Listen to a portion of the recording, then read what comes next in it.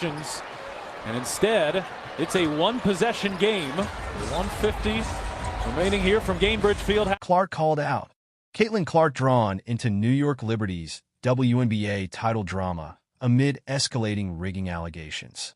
28 seasons and 934 regular season games. That's the perseverance shown by the New York Liberty to win their first championship title. After making it to the 5 championship finale series and returning empty-handed previously, the Liberty did not lose hope and geared up for another season. As the 2024 regular season came to its end, New York was ranked at the top spot.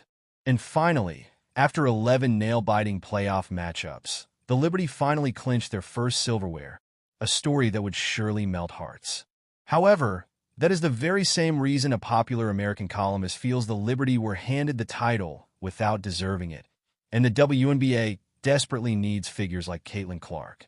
On Tuesday, Jason Whitlock dropped a video on his namesake YouTube channel, blaming the W for being rigged and unfairly supporting the Liberty, also reasoning why the league needed Clark more than ever.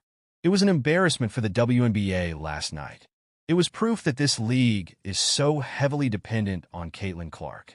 It's proof that these games are manipulated, and I know that's a strong statement.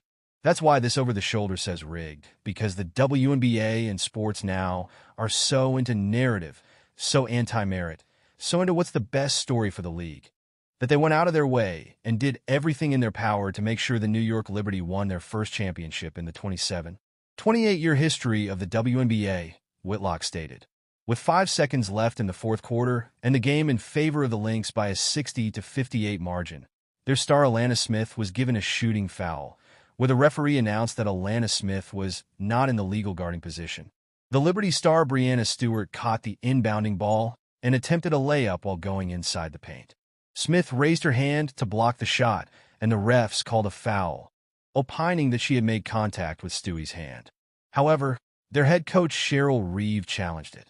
Due to Reeve's challenge, the foul was reviewed by the refs, who upheld their call, enumerating that Smith was not in a legal guarding position.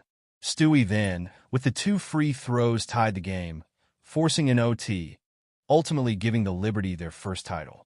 After the game, Reeve expressed her dissatisfaction with the refs, opining that the game was stolen from her team. Whitlock too sided with Reeve, implying that the league needs Clark to enhance its popularity and make themselves interesting.